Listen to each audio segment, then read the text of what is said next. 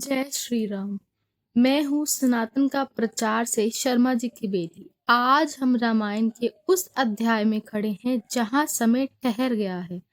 Day 69 Lakshman मूर्छा। क्या आपने कभी सोचा है कि जिस राम के एक संकल्प से समुद्र रास्ता दे देता है, वो श्री राम आज जमीन पर बैठकर एक साधारण मनुष्य की तरह क्यों बिलख रहे हैं?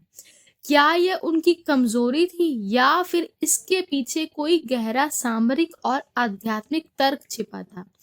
आज की मास्टर क्लास में हम वाल्मीकि रामायण के तथ्यों और मानस के दर्शन की गहराई में उतरेंगे। आज हम उस शक्ति का वैज्ञानिक विश्लेषण करेंगे और जानेंगे कि क्यों रावण जैसा बलशाली योद्धा एक मूर्छित लक्ष्मण को हिला तक नहीं पाया।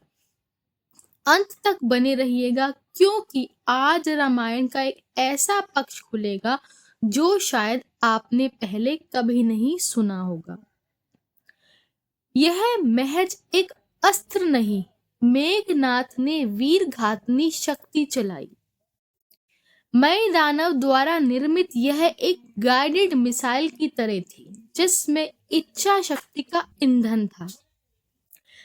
लक्ष्मण 14 वर्ष से गुड़ाकेश यानी नींद को जीतने वाले थे। विज्ञान कहता है कि अत्यधिक शारीरिक थकान के समय जब किसी मर्म स्थान पर प्रहार होता है तो चेतना लुप्त हो जाती है।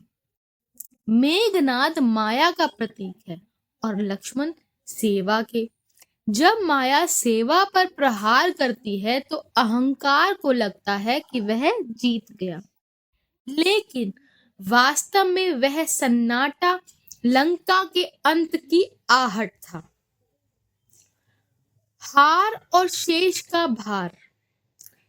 यहाँ एक अद्भुत तथ्य आता है। लक्ष्मण भूमि पर पड़े हैं, रावण उन्हें बंदी बनाने के लिए उठाने आता है। वही रावण जिसने कैलाश उठा लिया था, आज एक मनुष्य को नहीं उठा पा रहा था। क्यों? क्योंकि लक्ष्मण साक्षात शेष हैं, जिन्होंने पृथ्वी का भार उठाया है। अधर्मी रावण जब सत्य को उठाना चाहता है तो उसे वह असहनीय बोझ लगता है, लेकिन वही जब हनुमान भक्ति आते हैं तो वे लक्ष्मण को रुई की तरह उठाकर प्रभु के पास ले जाते हैं। याद रखिएगा, सत्य का भार केवल वही उठा सकता है जिसके हृदय में प्रेम और समर्पण हो, अहंकार नहीं। प्रभु का विलाप, नरलीला का मनोविज्ञान। अब आते हैं उस दृश्य पर जो पत्थर को भी पिघला दे। मानस की चौपाई है, जथा पंख बिनु खग अति दीना। कई लोग पूछते हैं, श्री राम तो भगवान थे, फिर रोए क्यों? यदि श्री राम नहीं रोते तो वे मर्यादा पुरुषोत्तम कैसे कहलाते? एक पूर्ण मनुष्य वही है जो अपनों के दुख में रो सके। श्री राम का विलाप वानर सेना के लिए प्रेशर वाल्व था। उन्होंने अपने दुख को बाहर निकालकर सेना के डर को प्रतिशोध की आग में बदल दिया। यह एक महान लीडर की निशानी है। श्री राम ने दिखाया कि इमोशंस को दबाना नहीं, उन्हें सही दिशा में मोड़ना ही असली शक्ति है। सुषेण वैद्य रावण के राजवैद्य, हनुमान जी उन्हें घर समेत उठा लाए। सुषेण जी ने रावण के भाई के बजाय श्री राम के भाई का इलाज किया। क्या यह गद्दारी थी? नहीं, यह प्राचीन भारत के चिकित्सा धर्म का प्रमाण था। वैद्य का धर्म प्राण बचाना है, राजनीति नहीं।